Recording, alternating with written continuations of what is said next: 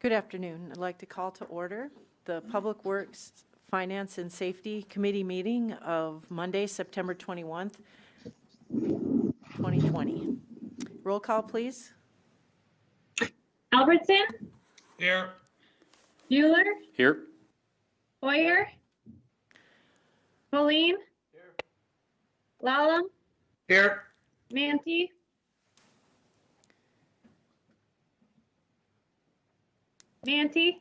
Here. okay, Rademski, Here. Roby, Here. Billhauer, Here. Why? Why? Here, sorry, present. Okay, thank you. All right, the first item on the agenda is approval of the consent agenda. Is there a motion? I have a motion by Billhauer and a second by Bueller. Any discussion? All those in favor signify by saying aye. Aye. Okay, I need a Aye. roll call vote. Okay, Albertson, Aye. Bueller, Aye. Pauline, Lallam, Aye. Manti, Aye. Rademski, Aye. Roby, Aye. Billhauer, Aye. Why? Aye. Motion carries. All right, thank you. Item 4 is public input, and this is the time set aside for anyone that would like to say anything. If anyone is here to speak, please indicate so by saying permission to speak.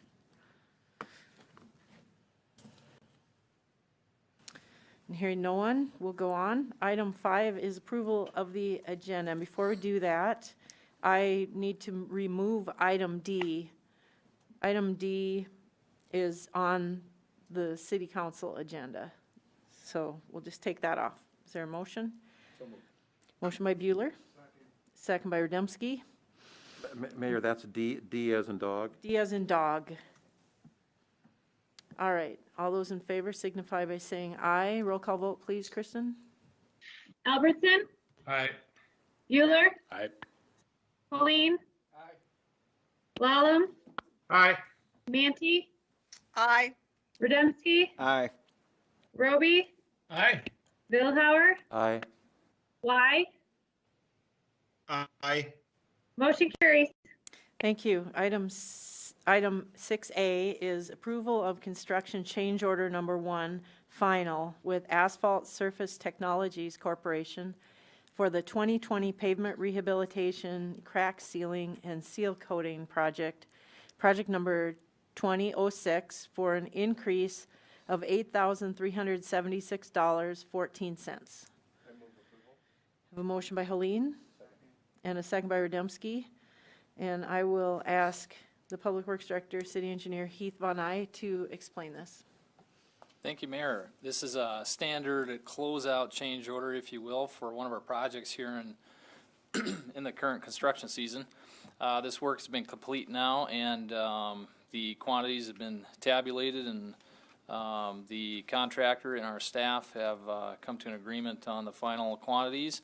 And that's essentially what this change order will do, is final out the project.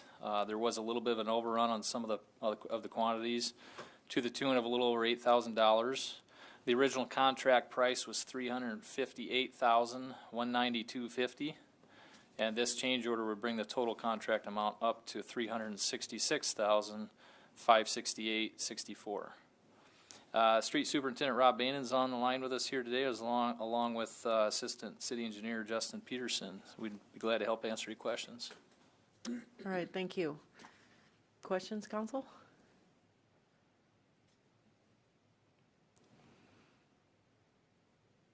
Looks like no questions, so I'll go ahead and look for action. All those in favor signify by saying aye. Aye. Oh, sorry, we got to do a roll call vote. Albertson, Aye. Bueller, Aye. Pauline, Aye. Lallam, Aye. Manti, Aye. Rademski, Aye. Roby, Aye. Billhauer, Aye. Why? Aye. Motion carries. Thank you. Item B is approval of a lease agreement with the Government Services Administration in the amount of $18,734 for the first 5 years and $19,720 for the second 5 years for TSA space at the Watertown Regional Airport, authorizing the mayor to sign all applicable documents. A motion by Holene and a second by Bueller. And I will again ask the Public Works Director to tell us about this one. Yes, thank you, Mayor. This is in relation to the area in the, excuse me, the airport terminal that is leased and operated by TSA, the Transportation Security Administration. Our lease is with the Government Services Administration, and underneath them is housed the TSA, who officially take up the space that they lease out there at the airport terminal. The lease that's identified here, as you'll see in the background information on this council or this Public Works Committee item, is for 493 square feet. This is a standard lease similar to those that the city has executed in the past with the TSA since it was implemented in 2002. This lease is a 10-year lease, as you noted in the title there. It's based on 2 5-year segments and incremental increase there for the second 5 years. Also to note that this square footage would also increase in the new airport terminal. Once that project is complete and they moved into that space, this lease agreement would be modified and amended at that time to accommodate for the new square footage that they would be occupying in our terminal. I would say Todd Syre's online, but he was unavailable here this evening. But between myself and Matt's knowledge on this lease, we could help answer any questions you might have. All right, thank you. And I'll just clarify that it's an annual amount for each of 5 years. It's not that amount for the all 5 years. Correct. Each year, yeah. Okay, Councilman Lallam? Thank you, Mayor. On that one there, it says, it has a square footage amount that we don't know is what they're going to need for square footage once we have the new terminal in place. Is that correct, Keith? We have a pretty good idea what that space will be, but not since it's not in place yet, we wouldn't solidify it through this agreement yet at this point until the new terminal is actually constructed and they get moved into that space. So is it going to be based on a price per square foot or the total dollar amount? It should be based on the price per square foot, just like this contract currently is. Also, backstep here, just the current rental rate is $35.98 per square foot. That is being increased for this current, the first 5-year term to $38. So we're going up from $35.98 to $38 per square foot. And then it will see another incremental jump up to $40 a square foot for those subsequent 5 years. Is that a pretty standard a 5-year before you have an increase? Yes, I would say just based on the history that we've had with the TSA and our contracts that we have executed with them, that seems to be the standard. Again, I apologize, Todd, not being online. He could probably talk more in detail to that than I could, but that's my understanding is that those 5-year blocks are a pretty standard way to carry out these leases with the TSA. Okay, so those dollar amounts will change depending on what they need for additional space at the new terminal building? Correct. Okay, thank you. All right. Mayor, just to follow up to Adam's question, Heath. But the square foot amount will not change in the new terminal building, correct? Correct. Is that what I'm understanding? Yes, based on the way this lease is set up, we would adjust the square footage. The amounts would be applied to that new square footage. Okay. These amounts that we're incorporating into this agreement. Okay, thank you. Absolutely. Anyone else? Mayor. Councilman Holene? Thank you, Mayor. I might be too much of a stickler for grammar, but you raised a good point. I think I would like to change my motion to read after the amount $18,734 for each of the first 5 years, and then also for $19,000 for each of the second 5 years. I think that just makes it clearer, and I think that would be more appropriate to do that. All right, Mr. Bueller, are you okay with that? Yes, I'll agree to the change. Okay. We need to vote on that change? I don't think so.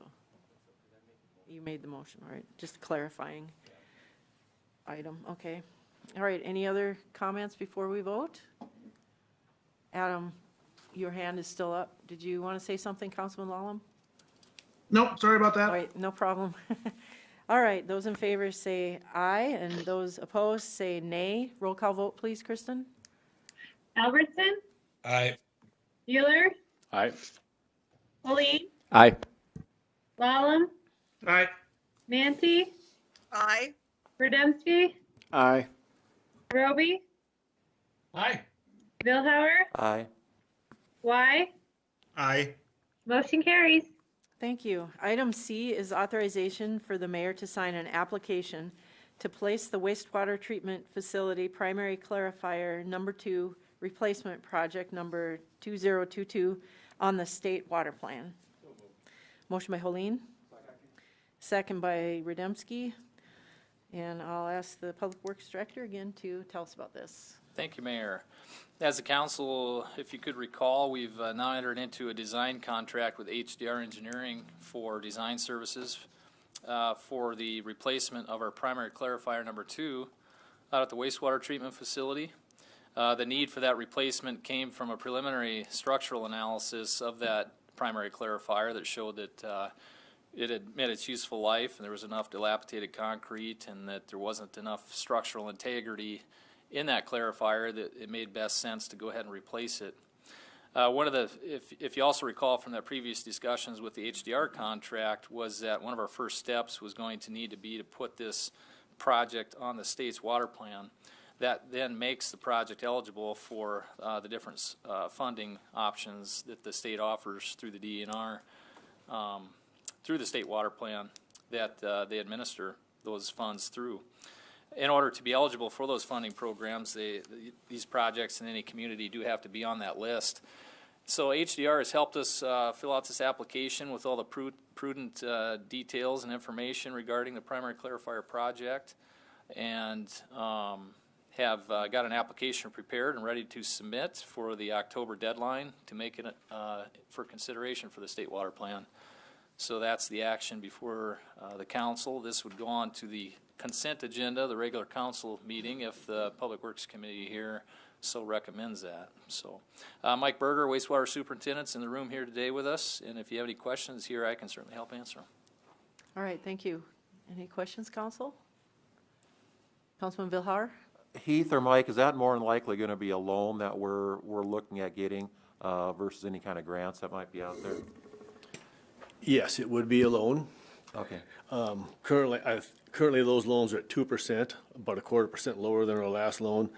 And again, this step is just an application for the state water plan. It's not the loan application. We would be back before you on probably a December agenda with a loan application, so that if we were to submit one of those before January 1st, then we would have funding locked up sometime in March, and so that the funding would be available for whatever the need is with this project. But there's no grant money that we'd be No. potentially tapping into? No. Okay. Anyone else? All right, I'll look for action. All those in favor signify by saying aye. Those opposed signify by saying nay. Roll call vote, please, Kristen. Albertson, Aye. Bueller, Aye. Pauline, Aye. Lallam, Aye. Manti, Aye. Rademski, Aye. Roby, Aye. Billhauer, Aye. Y. Aye. Motion carries. Thank you. All right, we are on to old business. Item 7, and A is continuation of the 2019 Snowgate use and mailbox reimbursement discussion. So, Heath, what can you tell us about this? Thank you, Mayor. This is a visitation of a discussion we had back. We're revisiting the discussion we had back in December of 2019. And then as recent as July of this year, we talked about snow gates and their use throughout the community. Rob Bainan is online with us here, and I'll hand it over to him in just 1 second. But essentially, he'll provide some brief follow-up to us about the current use of snow gates, how they're applicable in just some limited areas of town. And essentially what we're looking for tonight is potentially get some direction from the Public Works Committee on whether to continue the use of snow gates or not throughout the community. And then that way that helps Rob, the street superintendent, move forward appropriately in some additional equipment procurement that we have that's upcoming, some of the equipment that we would purchase here yet this year and on into next year, the type of equipment, the size of it, how it'd be used and programmed would all depend on whether or not we're operating with snow gates citywide. And so that's what we're looking for tonight. The mailbox portion of this discussion, Rob will touch on that too, but we're looking for some direction on formalizing that, that policy and how it's administered and getting some input from the Public Works Committee there as well. So Rob, if I could hand it over to you and you could talk through some of those details. Thank you, Heath. Can you all hear me? Yep. Okay. So basically what Heath was saying there, we do want to get some direction on the snow gates moving forward. It will, what you guys decide will determine where we move forward on purchasing equipment, as well as staffing needs moving forward. Currently we've been doing, I'm going to show you a map here. Just take a second and see. Can you guys see that on my screen? A map? Not Can't yet, see a Rob. map yet?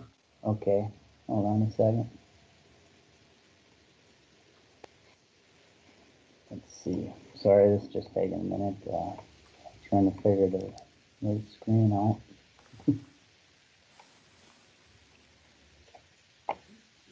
Now, can you see it? Yep. Looks like it's coming. There it is. Okay, should be an AutoCAD map showing the city with a big red area in there. Can you see that? Yes. Okay, so currently with the snow gates, as I've expressed prior to this council meeting, we currently run, when we're fully staffed with full-timers, we have 12 people, and that creates 3 teams, 4-man teams right now. So you have 2 motor graders, a plow truck, sander, and then a wheel loader to follow. This last season, everything you see in the red here is what we focused on with our snow gates, which was all the way from 14th Avenue south to Highway 212, and the west boundary was 21st Street, and the east boundary was 19th Street East. So we have in the past, we did use snow gates in some of these areas to the north and east of 14th Avenue.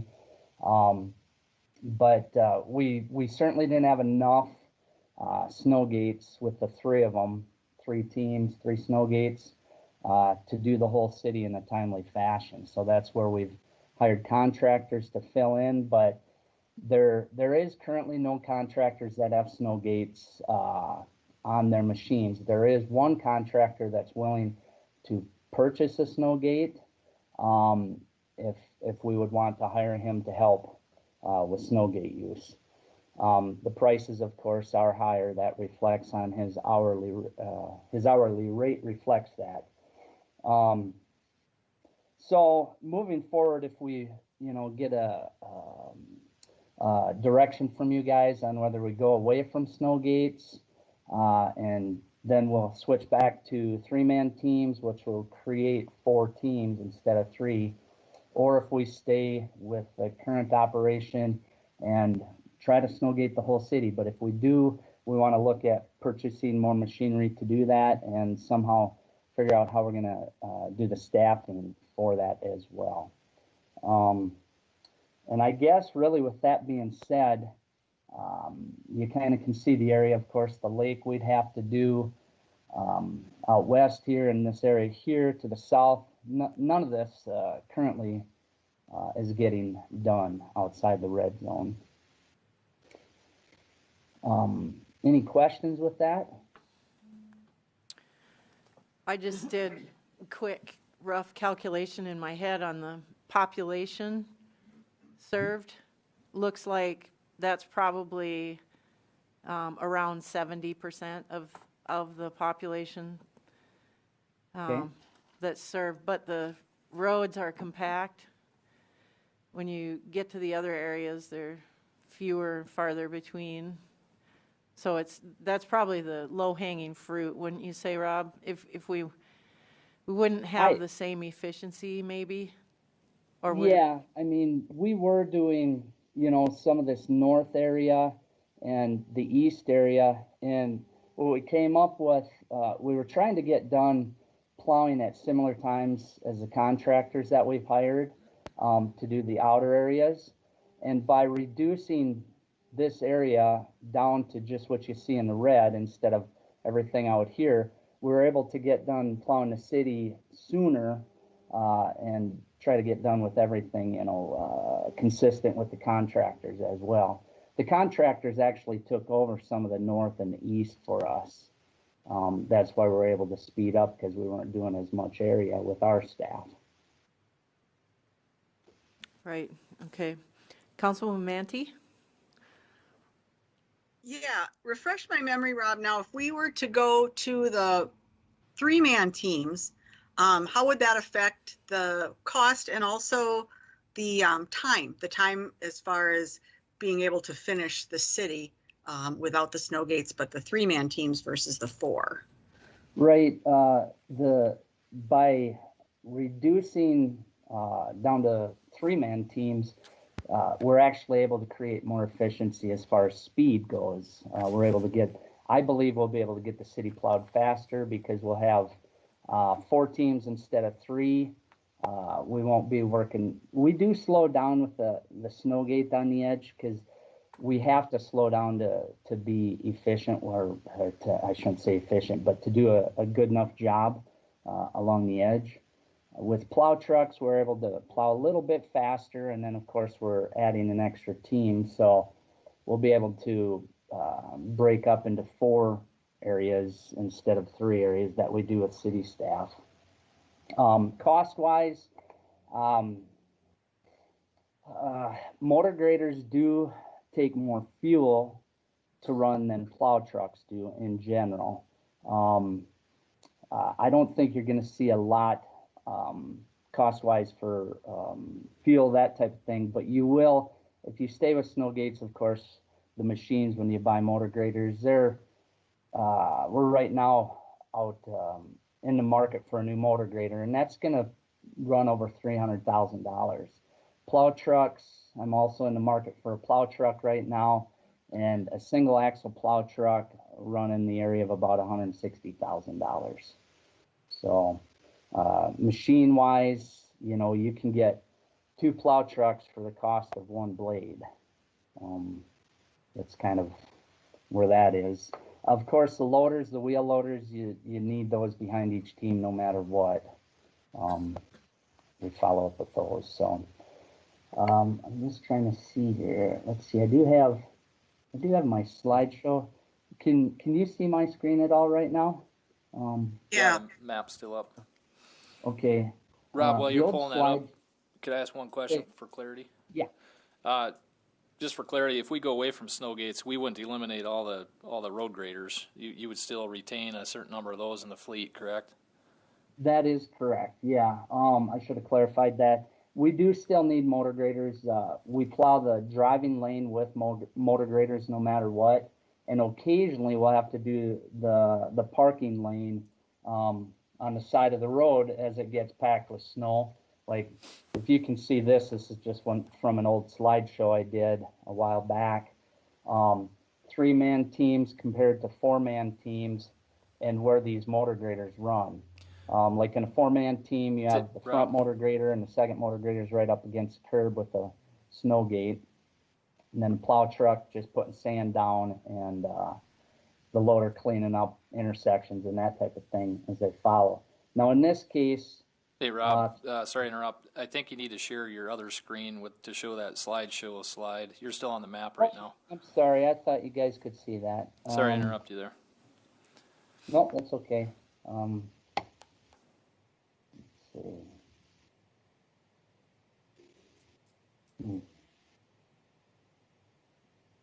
Good one finding that one. PDF? Nope, it's the wrong one. Sorry, that's not easy to find, you guys. I thought I had it on these overlays out here. Now can you see it? Now, we can see 3-man team and 4-man Yeah, team. that's what I was talking about here. I'm sorry, I thought you guys had it up. But anyway, with the 4-man teams, you have 2 motor graders and a plow truck that follows with the plow not being used, but we need the sander. And of course, you follow with the loader. 3-man team, use a plow truck on the edge to get the snow over, plus you sand with it as you go.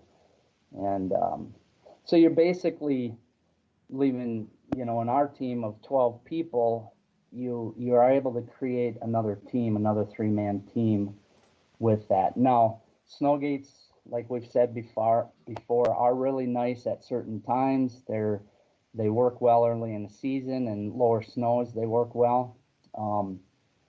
So really, I mean, it's a tough decision. I know it'll be up to you guys on how you go forward, but I just need direction so we can move forward on getting the right equipment. We still need motor graders because we use them in the front. No matter what, we use them in the driving lane on the 3-man team. And occasionally we'll go over and scrape ice off the parking edge because the plow trucks don't tend to get the down pressure as a motor grader does to scrape ice. I'm working on that in future trucks. I have one truck so far that we're able to put down pressure on the edge and scrape a little bit. It won't scrape as well as a motor grader though. But we're working on that. So, Okay, Councilman Y has a question for you. yeah. Thank you, Mayor. Rob, you had said that another contractor may be interested in putting on a snow gate. Would he then be working within that red zone, or would he be working Derby Downs, Cherry Creek, Northridge? Where would he end up with his crew? He would definitely be working outside of the red zone. He would be, I think I'm going to try to reshare my screen here if I can get this. I'll show you that. The shared screen of the area. Can you see the map? Yes. Okay. So if we were able to have the contractor with Snowgate jump back into the mix, this up here north of 14th Avenue and east of 19th Street would be the first area that he would focus on. And then we'd expand from that area out. And what would his cost be? What would the increase in his cost be per hour? Do you have that? I think I do. Let's see if I have that handy here. And actually, I think I have that on the old document from before. There we go. Yeah. The increase for him, Snowgate, he'd be at $225 an hour for running a Snowgate setup, which is actually not the highest price we have. We do have a motor grader with a wing and V-plow in the front. That's $250 an hour. And then we actually have a contractor that has, if he just runs his mold board, it's $220 an hour. But in general, yes, it is a little higher than he runs without the Snowgate. We're looking at about a $50 an hour increase with the Snowgate.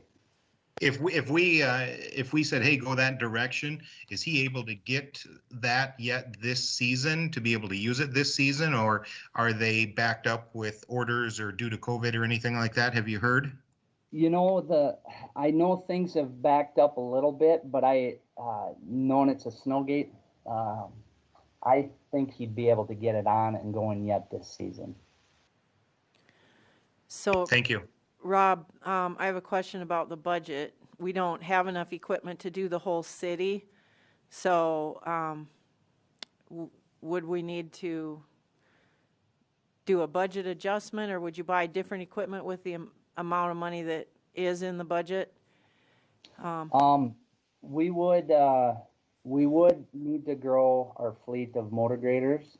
And then of course, if we're trying to, I figure the town, the way we do it currently, we try to break into 5 teams, is what we do. If we have more contractors, then I break it down into more, small areas with more teams, but generally we're able to create 5 teams. And of course, the city provides 3 of those teams. If we're trying to do the whole city, I believe we need 5 teams to do it in a timely fashion, which would require more equipment, more motor graders.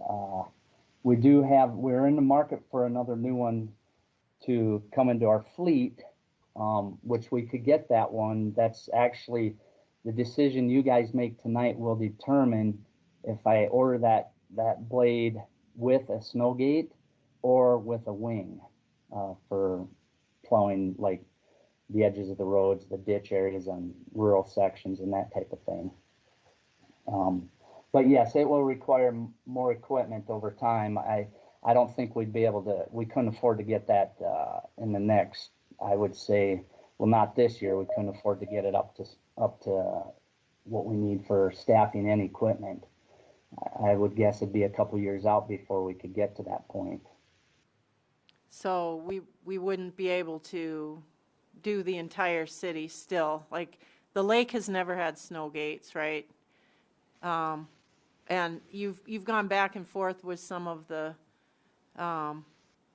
fringe areas, like Northridge. You have used snow gates at times, but not last year. Is that true? Right. That is true. Last year was the first year since we've had 3 snow gates that we weren't able to do the north or the east. That's when we took that off and gave it to contractors, so we could get the whole city cleared quicker. How do you decide who gets them? What's that? How do you decide who gets and who doesn't? We've been trying to focus on the core of the city and expand out from there. There's really no rhyme or reason to where we go other than the lake. We left off completely, and if we would expand to 5, we'd try to do the lake.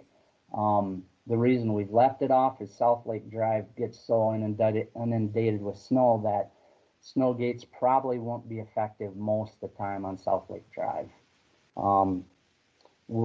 Even the north end of town, you get up into River Ridge and stuff, and sometimes Northridge, it is more difficult to even use the snow gates up in those areas. We can use them sometimes, but if the wind blows, it is more difficult. Okay, Councilman Y, do you have another question? I do. Rob, with using snow gates around Lake Compesca, with the driveways being so close together, I mean, is that even something that's realistic that we would be able to perform with the amount of snowfall and then the driveways being so close? That's a good point. The closer the driveways are, the less a snow gate works. You're not able to evacuate the mold board or put the gate up until you get past those driveways. Or if you leave the gate down, then it usually billows over the top of the mold board. So in that case, you usually you're forced to put the gate up so that you can evacuate it and get the snow off the road. It's like, what's the worst of 2 evils? Carry the snow past and still have snow on the road somewhat, you won't get all of it. You'll still have snow in the driveway and snow on the road, if you have driveways real close together. I do like the option of having that contractor do those other subdivisions. Just my comment there. I like that idea of having them do that. And since he's willing to do it. Yep. Rob, do you think the extra expense is worth it for the benefit that we get for the few storms that we're able to use snow gates on throughout the year? Mayor, I didn't catch the first part of that. Could Do you you repeat think- that, please? Do you think that the extra expense of adding snow gates so that we have enough to do the entire city is, the benefit is worth the extra cost? You know, I would say in low snows, early in the season, it is. But for the snows we've been having since I've been over here, I have a hard time believing they're worth it, really, when it comes right down to it. It does create issues too, because no matter how many times I've discussed how they work, there's still people that do believe they should clean out the end of their driveway. And we do get calls that people are upset that the snow gate didn't work, you know. And it's just it's a matter of how much snow fell on the ground and several reasons, how close driveways are, if the wind blew, you know. But if you go away from snow gates, of course, you don't have any benefit at all, even early in the season, where they do benefit people early in the season. But, you know, I think it's a thing too, you know, where do you draw the line at who gets the use of the snow gates? And at this point, I really don't believe it's fair to everybody, because not everybody gets the benefit of the snow gates currently. Right. Mayor, Councilman Roby? I see Beth had her hand up, so I'll call on her first, and then I'll get you, Councilman Roby. Thank you, Councilwoman Mayor. Mackey? I guess, thanks. I guess I have always leaned towards the side of, for the time it would take us to plow with snow gates versus not, because a lot of times what I hear is more how fast they get the roads plowed versus snow at the end of the driveways. The cost and the fact that we can't use them a lot of times part of the year.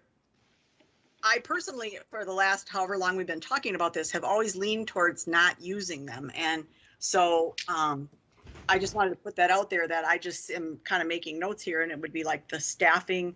I would see that we would be able to decrease overtime perhaps, or some of those kind of things, how much we pay in contractors, and then equipment replacement, and then just time it takes to get the whole city cleaned. To me, that list favors not going with snow gates. So I just wanted to kind of give you my opinion. Asked Rob the questions I did. Okay, thank you. Councilman Roby? Thank you, Mayor. I echo what Beth said. When Rob first presented this a while ago, the conclusion I came to in summary is it only really helps certain people in certain parts in town. And even where we're using snow gates, I recall discussion about how their effectiveness diminishes as you get further down a street. So you look at the overall objective of when we plow snow is to clear the roads and get the city moving again. I have not heard anything that really would sway me to be in favor of snow gates because of the extra time, equipment, and cost. I don't think that the benefits we get, and again, it's only benefits certain people. I'm opposed to them. All right, thank you. Councilman Vilhauer? I want to make sure I understand what the decision is that we're looking at making it.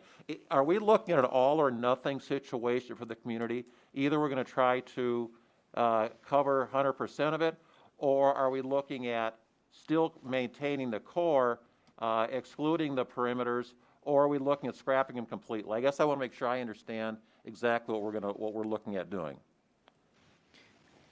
Yes, From and Rob, you go ahead and answer that. You know, from my perspective, I was looking for guidance to either move forward and continue to grow the program, Snowgate program, or eliminate them altogether. I mean, I guess there is the option of continuing what we're doing, and you know, I think it would be up to you to decide where we go with this. If we try to use the snow gates in different areas each year, if we would keep them, or if we do expand. You know, it's kind of a deal where I need guidance so I can move forward on my end for planning on purchasing the correct equipment and staffing needs. Mayor, if I could chime in on that too. I think that if a hybrid approach were desired, I think we know enough through the operations, like the instance we just talked about along South Lake Drive. if there were a hybrid approach that were desired by the council, that's something Rob and I could definitely work towards too, where you look at the core area and then maybe these fringe areas. But I think there's naturally or inherently these exceptions that we know the gates are likely not going to work for probably 90% of the time, like South Lake Drive, where you have driveway after driveway after driveway, and it gets heavily snowpacked just due to the nature of the way the wind blows from coming off the lake and all those things that we know about from our experience in removing snow from the city.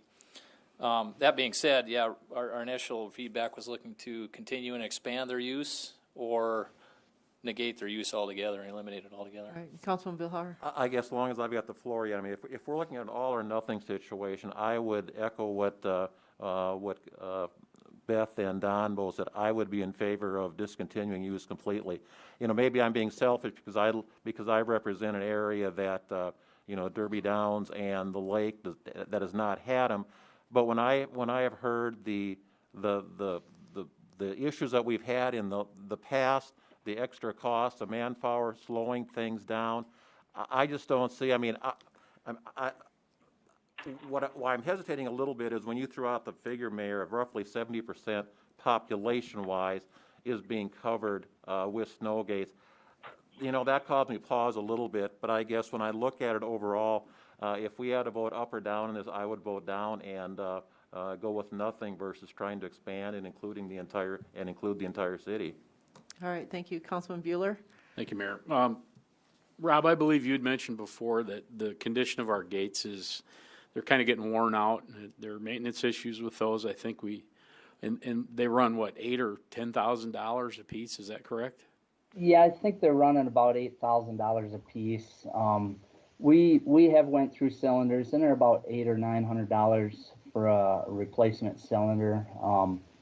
You know, and the bottom edge being rubber, it's $400 a piece for just a 2-inch wide rubber piece. So. And then you've got ongoing maintenance with those, Rob, as well. I mean, say again, Bruce, please. You do have ongoing maintenance with those. I mean, that's something you have to do all the time, I would imagine.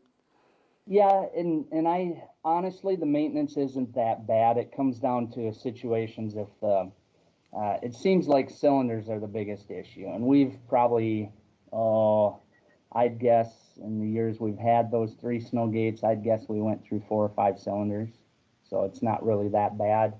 I'd say we go through rubber edge once a season.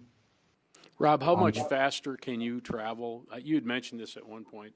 How much faster you could move with your team without the gates? I mean, is it 20% faster, 30%? You know, if we're on the edges, if we're going slow enough and doing a really good job, you know, I'm gonna guess we could go from 3 miles an hour to roughly 7-8 miles an hour. Okay, so quite a bit. With our snow gate. You're increasing your speed by quite a bit. Then also, just one other question, grader-wise, if you're purchasing graders, do you typically always purchase the 6-wheel drive, or would that allow you to go to 4-wheel drive, and would you go that direction if you didn't have gates to deal with? You know, that's a good question as well. You know, the 6-wheel drive motor graders are nice because they get you out of pickles and deep snow. You're able to plow in deeper snow, and it allows us to get taller mold boards for our blades if they're 6-wheel drive. When they're 4-wheel drive, we can't get as tall of mold boards, which sometimes can limit how much you can take at a time, how big a swath. But we'd be able to get by with some 4-wheel drive blades, absolutely. We'd be able to save some money there. I'd be guessing, but I would guess around $40,000 per blade, maybe $50,000 that you'd save by going to 4-wheel drive blades. Would we do that, Rob, if we weren't using we gates? We could, absolutely. If we get away from gates, we absolutely could look at getting 4-wheel drive blades as some of our replacements. Because right now we do run some 4-wheel drive blades, so, and they work fine. They're okay with if you're not looking at pushing a V plow on the front. Or a wing, a 4-wheel drive blade is okay, just running a mold board. Well, I guess I'm just going to say I'd be probably inclined to discontinue the Snowgate program.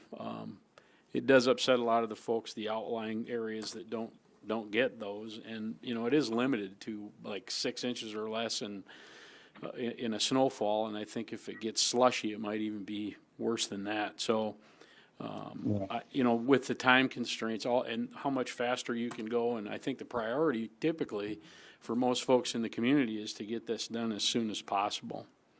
Yeah. So I would be inclined to, you know, phase out of this thing as these things, you know, get to the point where they don't work anymore. Just get rid of them. Okay, Councilman Albertson?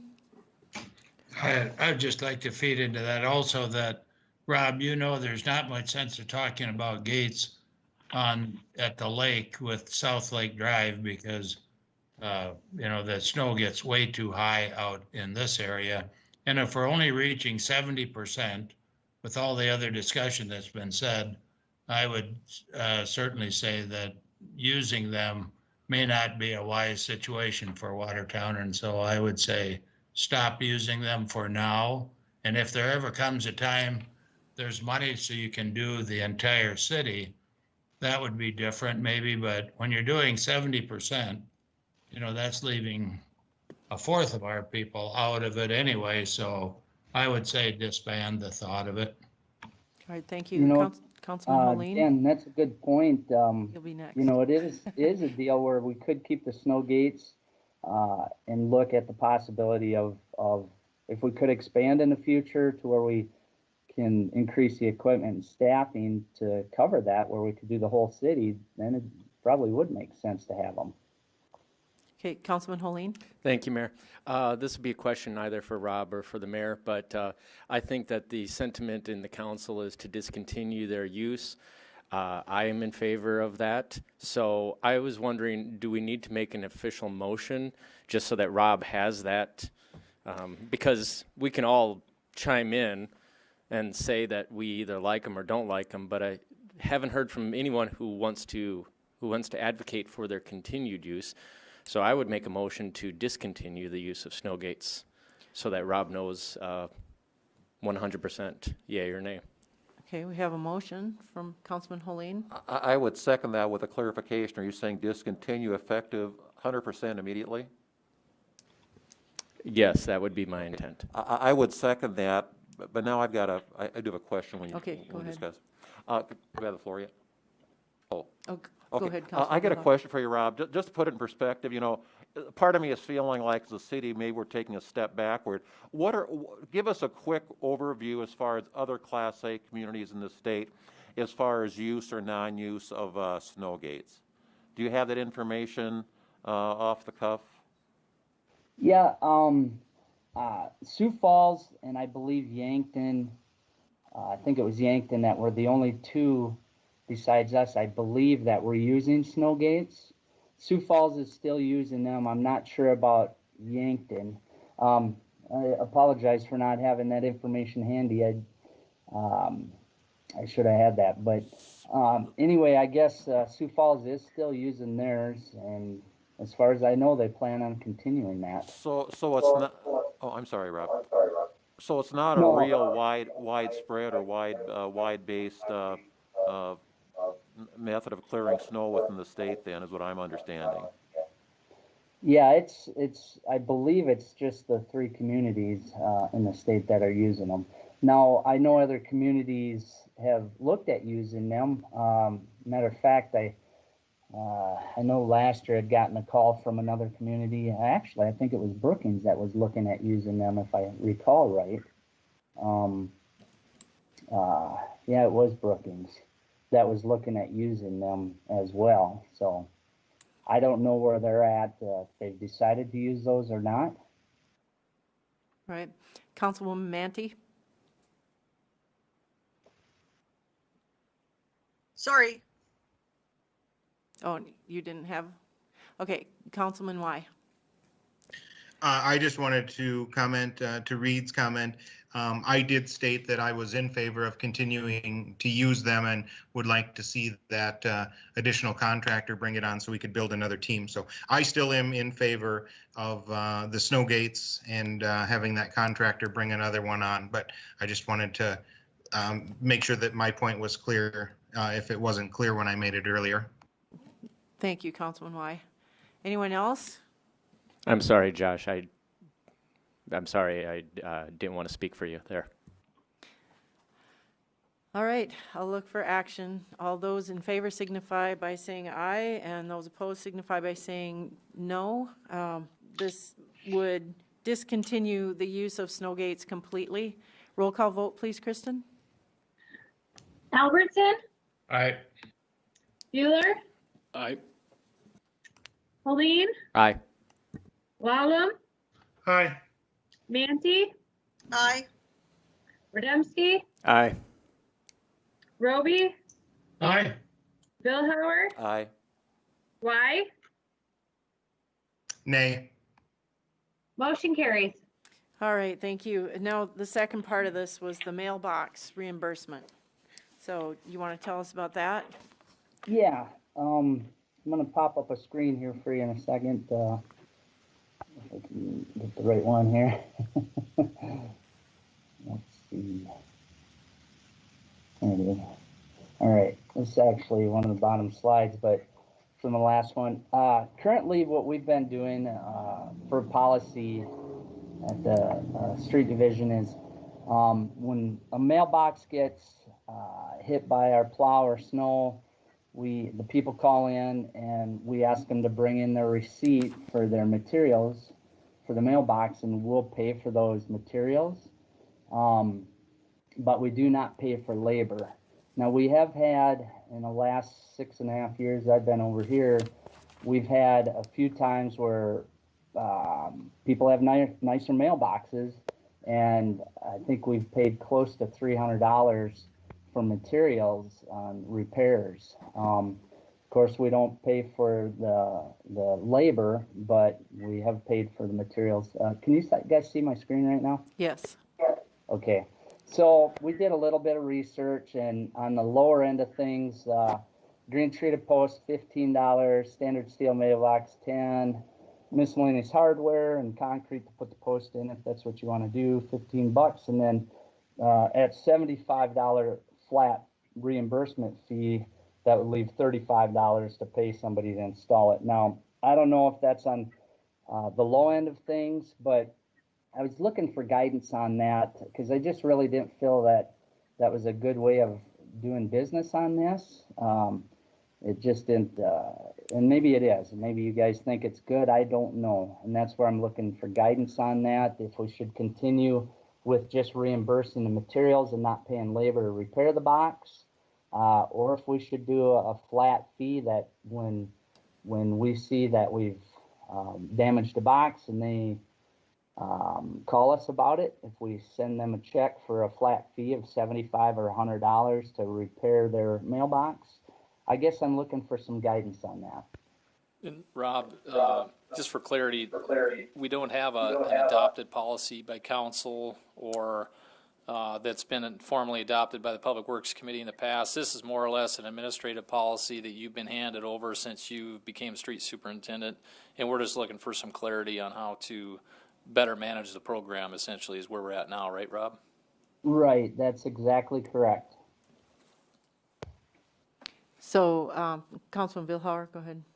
Rob, in a typical year, and I realize typical can vary from year to year a lot, but how many mailboxes are we talking about that that we knock down? You know, I would say on a typical year, you might see around 20 mailboxes. And actually, I wish I had that handy, but it seemed like we had a pretty extraordinary amount 2 years ago, which I want to say we might have gotten up to about 60 mailboxes that year. And to the credit of our plow operators, a lot of times, and Rob, correct me if I'm wrong, but a lot of times those mailboxes that get damaged are more from the snow being projectile coming off the end of the mow boards or the end of the plows, not as much that the plow physically hit the mailbox. Is that correct, Rob? Yeah, that's correct. I should have expressed that, but that is true. I would guess most of the times it is from hard packed snow that hits the box rather than our plows hitting them. It's not real often that our plows hit mailboxes, the actual plow. Okay. Well, I like your idea of wanting to have a recommendation that's uniform so that we're treating everybody the same. The fact is, mailboxes, by definition, must go in the public right-of-way, or the post office will not deliver the mail. If you put it back on your own property, they won't deliver the mail because there's a boulevard there. It's got to be sticking out right next to the road. And we typically do not allow obstructions of any type in that space except for trees or mailboxes. So this type that you're showing there is a breakaway, and some people build pretty fancy monuments for their mailboxes, and those can actually be safety issues for folks if the speed limit is higher, like in a 35-mile-per-hour zone. If you hit a brick mailbox monument, it can do quite a bit of damage. It can total the car, can hurt people. If anyone's in the path of the flying monument, it could really injure or kill someone. Something like these are breakaway that you're shown in your drawing. Typically doesn't do a huge amount of damage. If it's broken, it's easy to fix. This is kind of you have to have your mailbox out there. We get that. If everybody did these sort of things, it wouldn't be a big deal. But are you seeing damage to some of those expensive ones? You know what? Oops, I'm sorry. Or do they withstand the impact better from the snow? You know, I think they actually do withstand it better. I was telling Heath today that we haven't had any brick mailboxes that we actually had to repair. We did have one this last winter that the metal piece that actually holds the steel box to it had slid in the brick a little. Went over and repaired that, but that's been the only thing. But the one I remember that was almost $300. It was a very unique mailbox, and they had to special order the parts, the replacement parts, and so that was I think it was $270 if I remember right. But in general, most of them that come in are $50, $75 for the materials. So. Councilman Lallam? Rob, are you looking for like a minimum or a maximum? Is that what you're looking for? Yeah, I was hoping for the city would just stick to a flat rate, and I suppose over time as cost for materials and labor goes up, maybe we'd have to revisit it in the future. But if somebody calls in and we're able to verify that their mailbox was hit, and it's hard to tell all the time if it's us. Most of the time it probably is us. But anyway, I don't want to get to a point where we're paying $300, $400, $500 for a mailbox repair. And everybody thinks differently about their mailboxes. Some people want a nice brick one and they look good, but boy, they're expensive if they get wiped out. So I guess that this maybe would encourage people just to put up a standard style mailbox too, because if it gets hit, we're only going to pay $75 or $100 for it. I don't know. So your recommendation would be $75? Yeah, and this was early on, but I would say $75 or $100. I guess I don't know what the labor would really be worth. If you can get somebody to come over and install a mailbox for $35, maybe not. This was on the low end of things, but definitely $100 I would think would be sufficient for replacement of a mailbox with labor. Mayor, I'd make the recommendation that we cap that at $100 currently. I'd second that. So we have a motion to cap, but are you saying a flat rate, or everyone gets 100? Well, no, a flat up to $100. Okay, so, and we have a motion by Lallam and a second by Manti to cap it at $100, but pay the actual cost. Correct. Not, of just materials, not including labor, is what we've done in the past, right? Right, no labor, just materials. Okay. We have motion and second. And Rob, do you know what other communities do? You know, I didn't look into that, Mayor.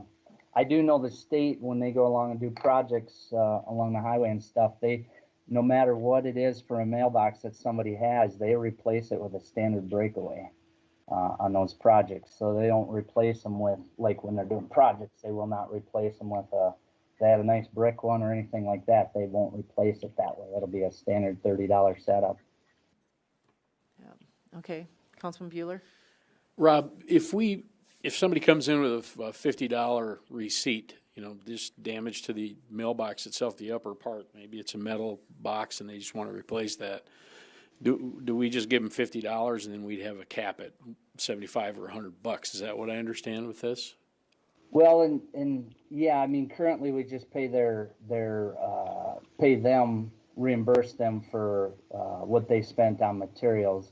But what I was actually looking for is if we did something, I was hoping that we'd give them enough to hire somebody to replace it. And at times, the reason I asked for that is because a lot of times we might knock over a mailbox and it might be somebody that's not able to put it in themselves or repair it themselves, so they have to hire somebody to do it.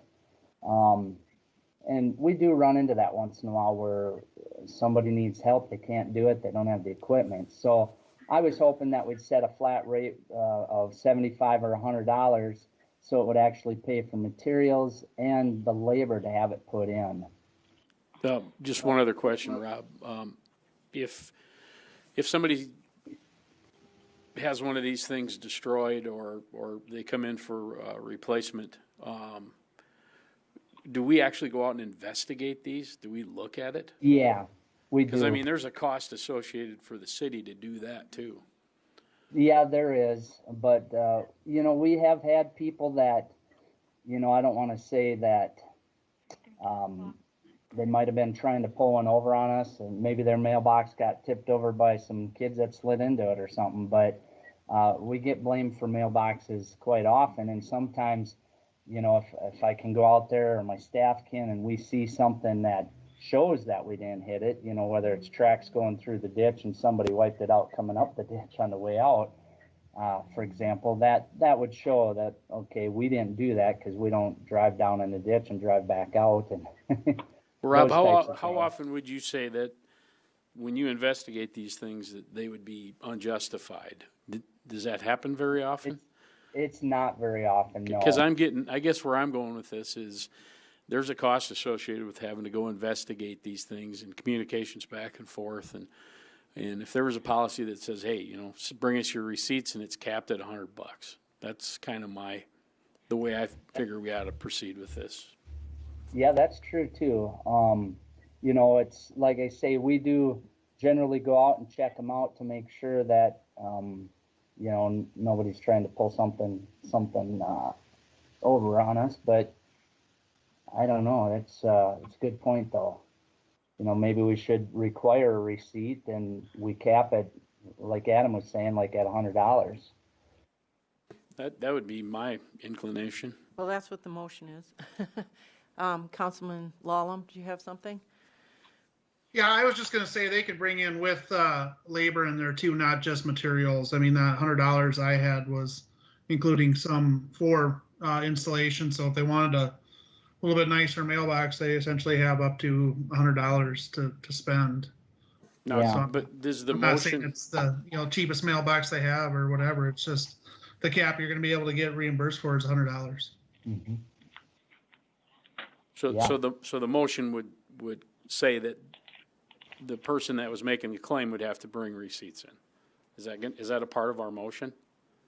Yes, including labor if they have it. Councilman Billhauer? But I'm still not sure, Adam, on what your intent is. Is it a flat $100 or up to $100 or $100 cap? Up Because some- $100 cap, which would include material and labor. Okay, material and labor, I agree with that, but let's say somebody brings a receipt in for a $20 Walmart special for the mailbox. are we then going to allow them $80 for installation, or are we going to cap that? No, they'd have to have a receipt for both.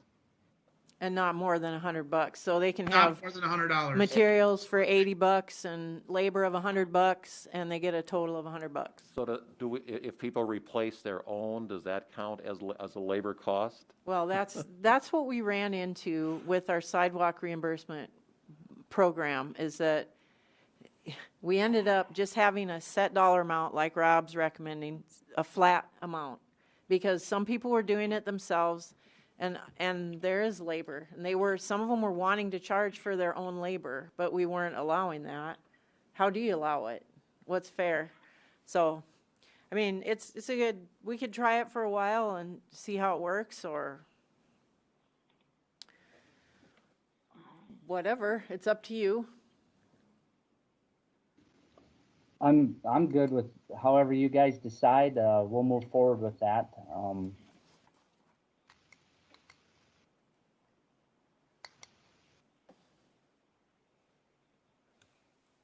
So, okay, I'm going to ask for action. The motion is up to $100 to be paid with receipts for materials and or labor. All those in favor signify by saying aye, and those opposed signify by saying nay. Roll call vote, please, Kristen. Albertson, Aye. Bueller, Aye. Colleen, Aye. Wallam, Aye. Nancy, Aye. Rademski, Aye. Roby, Aye. Billhauer, Aye. Y. Aye. Motion carries. All right, thank you. Item B is continuation of the 2021 snow removal / equipment rental discussions. And this was cut off previously, and so now Rob wanted to finish that conversation up. So, Thank you, Mayor. go ahead, Rob. I'm gonna share a slide here again. I've been struggling with those slides tonight, haven't I? Sorry about that. Let's see. All right, can you see this slide that's up there with Yep. side dump? Okay. Basically, I just wanted to give you an idea of what the cost has done from 16, 17. This here is information for side dump semi cost over the last 5 seasons, going into this season, I guess. And you can see a few of these contractors. These are basically some of the main contractors that we're using, and how their fluctuation or how it's fluctuated over the years. I think this orange line you'll see here, this contractor did come back down, and I don't know if he messed up on his quote or what he did, but his prices were higher. As you can see, in general, the prices have went up, especially from 17, 18 to 19 and 20, and from 19, 20 to this year, they've kind of flattened off a little bit. That's for side dumps. I'm going to move on to the other ones. If you have any questions about that, I guess I'll take questions first. And just for a little bit of context, Mayor, if I may, some of the questions here that Rob is addressing stem back to the quote awards that we talked about the last council meeting. And some of the questions that I believe Councilman Vilhauer and others raised were, what does our history look like as far as pricing that we received over prior years? And that's where Rob's got this compiled information that he's walking through now. Yep, that's exactly correct. I know hopefully this information will give you a little bit more insight on some of these costs and what they're doing. Now, last year, we haven't had a lot of people that have been interested with the front end wheel loaders where they throw a push box on the front, like a 16-foot push box. It just basically lines it out, and they do some, like right now we have two contractors that do parking lot stuff for us. The Wellness Center and the Event Center. But you can kind of see the one contractor has stayed across the board, same price since 16, clear up till now. This contractor's gradually went up. Since 16, it's went up quite a bit. For regular wheel loaders, you can see this contractor number 8, didn't bid this season. For 2021, they didn't bid. So these prices have stayed pretty good, and the green has stayed the same. The blue went up from last year to this year, $10 an hour. And this really hasn't went up that much. The orange hasn't. Tandem axle dump trucks. As you can see, the one contractor stayed the same. These all have slowly went up. We paid as low as $54.35 back in 16. And these two contractors are up to about $68 an hour this year. And that's basically the same as they were last year too. And then motor graders, this just standard motor graders, not with the wings or anything like that, but this is our standard cost. As you can see, we have a contractor here that's went up quite a bit since 17 and 18. They jumped a lot this year too, another $30 an hour. And then this was the contract earlier I was saying that didn't quote this year. Last year was the last year it quoted. So otherwise, the green and the orange have stayed pretty much the same. This is a $10 an hour bump this year. So that's just some basic information that I wanted to show you guys about the continuation of that discussion for contractor snow removal and rental equipment. Any questions? Councilman Billhauer? I guess I'll just, because I was the one, you're right, Heath, I was the one that prompted this, this exercise at, last time we looked at this. I guess it's probably a fair statement, Rob, it's probably a seller's market out there the way it looks at. We're just glad to get the services that we do get. Is that, I guess, probably a fair statement? Okay. I didn't catch the beginning that Mike. I just said, Rob, it's, first of all, thanks for doing this, Rob, but my comment is probably a seller's market out there that we're just glad to get somebody that will service us, even though in some cases it's a little more spendy than some of their counterparts out there. Right, that's very true. With motor graders especially, it's a real specialized thing. Dump trucks, tandem axle dump trucks, we get quite a few contractors that bid, and same with loaders. We get quite a few, and that's not even all of them. That's the higher ones, or I think actually that's the ones that have been quoting for the longest time. That's what it was. But yeah, motor graders, it's real specialized, and it is hard to find people with motor graders to help. We have been having pretty good luck with the tandem axle dump trucks and the wheel loaders. We've had quite a few people that have quoted, so I think that's helpful because we have quite a group to call if we get into a pickle. The motor graders, though, are still a little bit of a battle to get help. There's just not a lot of people with them around here. All right. Well, thank you. Anybody else have any comments on this? Thanks, Rob.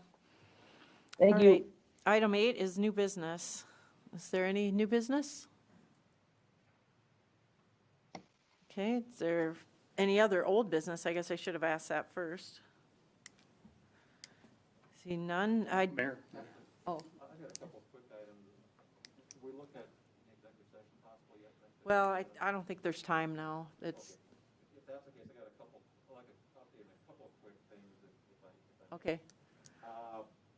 21st Street bike path, I see that's getting closer. It's being worked on currently. Do you know when that asphalt's going to go down, Heath? Do you know roughly? I don't know the exact timeline. I see, Justin, are you still online with us there? Do you have the timeline for the contractor to place the asphalt on that pathway?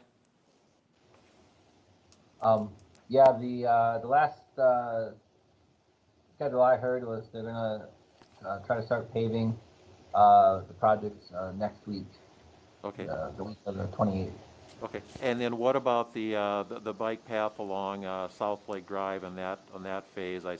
I know there's work starting there, but what's the timeline on that? Do we know roughly? I believe they started today. The substantial completion is November 1st, and they expect to be done by then. Okay. I just want to clarify one thing, because I had somebody call me last week. They were visiting with one of the crew because it's Dunick that we are working with out there, right? The individual that this constituent was talking with from Dunick made some comment about, well, we're from Minnesota, and my constituent took exception. Why are we working with a firm out of Minnesota? So I explained that it's Dunick, it's headquartered in Minnesota, local plant, old F.J. McLaughlin. So I just want to clarify that we are working essentially locally, even though it is headquartered out of Minnesota, and probably do have some people, some Minnesota residents that might actually be working here. I just wanted to clarify that. And then also the Jackson Park, the south parking lot, I see that's being, that project is starting. It is, and those three, I think, plus a couple other recent ones that were maybe wrapped up already, were all part of the last leg of a lot of the Dunick contracts here that were coming to close here this fall. So, Justin, you got a timeline on the Jackson Park? They're planning on doing them all kind of in succession, so they'll start next week and finish up as soon as they can, weather permitting. Okay. Sounds good. Thanks, Justin. All right. Any other new business?